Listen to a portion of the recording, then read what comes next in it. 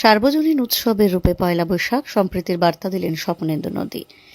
বাংলা নববর্ষ আজ আর কেবল একটি আঞ্চলিক উৎসবের মধ্যে সীমাবদ্ধ নেই, বরং এটি পরিণত হয়েছে এক সার্বজনীন আনন্দ উৎসবে।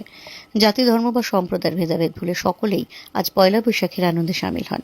এমনটি মনে করেন শিলিগুড়ি হায়দ্রাপাড়া বুদ্ধ ভারতী হাই স্কুলের অবসরপ্রাপ্ত প্রধান শিক্ষক স্বপনেন্দু নন্দী।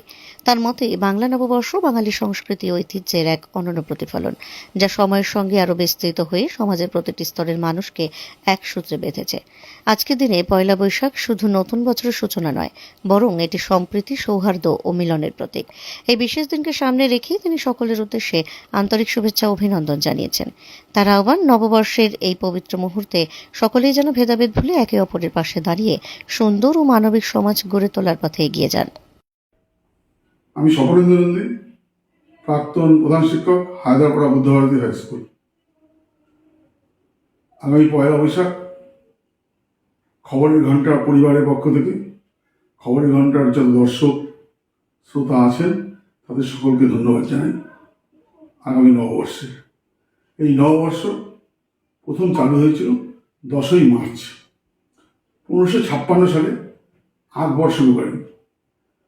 উনি শুরু করেন সেই সময় ফসল উঠত, সেই ফসলের হিসেব করে উনি ফসলি সন, ফসলের উপর নির্ভর করে বলে ফসলি সন বলে চালু করেন।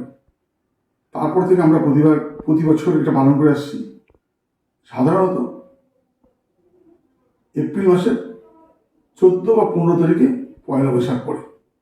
এই বছর সেই হিসাবে 15ই এপ্রিল পড়েছে।